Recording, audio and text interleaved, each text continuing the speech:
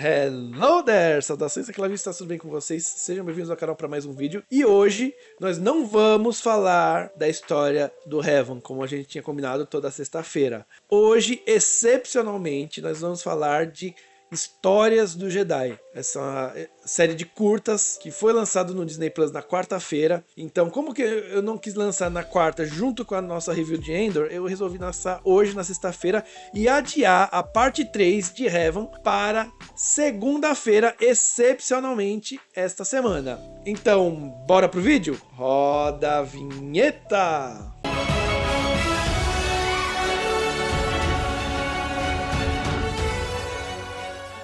É isso aí, pessoal. Quarta-feira lançou Histórias dos Jedi, uma série de curtas de 6 episódios, na qual 3 foram dedicadas à nossa querida abusada Ahsoka Tano e 3 foram dedicados a Conde Dooku.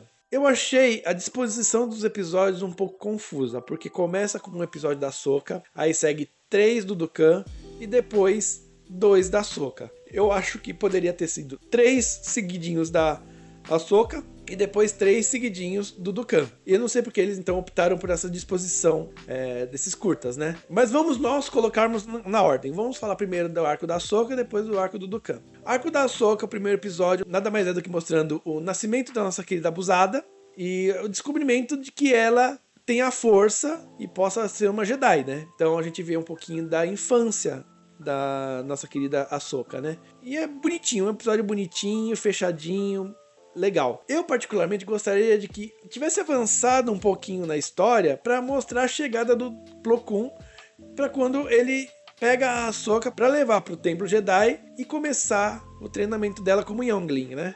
Mas não teve isso daí. Eu gostaria de ter visto, mas não teve mais. Isso merece o episódio, porque foi bonitinho, fechou bonitinho. O segundo episódio nos mostra o treinamento da Ahsoka, pouco tempo depois de quando Anakin pega ela como sua padawan. Ela treinando com drones, simulando droids, e super habilidosa. E o que eu achei legal é que ela foi assistida pela mestra de Pabilaba e também pelo jovem Caleb Dume, que mais tarde se tornaria Kanan Jarrus. Então gostei muito de ver Caleb Dume novamente aí. Não teve diálogo, não teve muita coisa dele, só teve aquela aparição rápida, mas foi muito legal ver Caleb Dume vendo a Ahsoka treinar. E aí o Anakin leva ela pra treinar com os clones. E aí é um paralelo legal com o que acontece na 7ª temporada de Clone Wars, nos episódios que é focado nela e na Ordem 66, na qual ela se defende dos clones durante a Ordem 66. Então, aquele treinamento que a Anakin deu pra ela contra os clones, ela acabou usando na Ordem 66 para conseguir sobreviver ao ataque dos clones, né? E é legal porque o finalzinho do episódio mostra justamente a parte em que o Rex finge que capturou a Ahsoka e vai entregar ela pros clones, que é aquela cena também que tá na 7ª temporada. Se você perceber, alguns movimentos que ela faz no treinamento, comparado com alguns movimentos que ela faz durante a Ordem 66, são bem parecidos, então eu gostei muito desse paralelo. Já o episódio 3 mostra pós-Ordem 66, morte da Padmé. Nós começamos o episódio com o funeral da Padmé e a Ahsoka no meio deles. E Bail Organa consegue reconhecer a Ahsoka no meio do povo e vai indagar ela porque que ela tava lá e tal. Ela fala que a Padmé era uma amiga, então ela devia estar lá mesmo. Aí o Bail leva ela para um canto, entrega um comunicador: ó, se você precisa de um dia de mim, que você entra em contato. Aí passa-se alguns anos e ela está trabalhando com uma cidadã comum, né, como diz Mace Windu,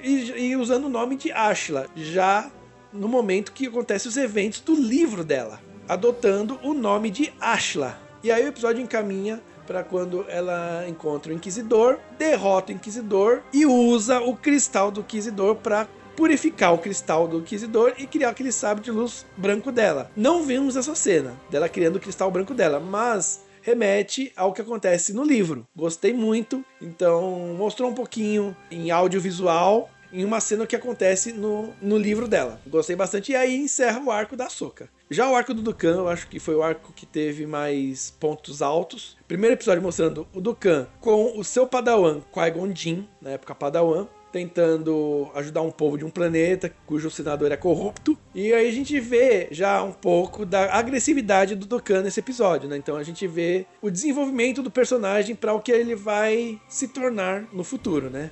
No segundo episódio, a gente vê Dukan e Mace Windu. Mace Windu, detalhe, ainda não era mestre do conselho, indo investigar a morte de uma mestra Jedi. E aí tem um contraponto, porque a ordem do conselho era: vai até o planeta, pega o corpo da mestra, traz aqui pra Coruscant e a gente vai fazer um funeral digno pra ela. Mace Windu quer cumprir a ordem do conselho à risca. Ir lá, pegar o corpo, levar embora e acabou. Já Dukan quer investigar. E aí o Dukan investiga, descobre os motivos do assassinato da mestra Jedi e soluciona. Aí no final do episódio eles entregam o corpo lá pra Coruscant, faz o velório dela, tudo.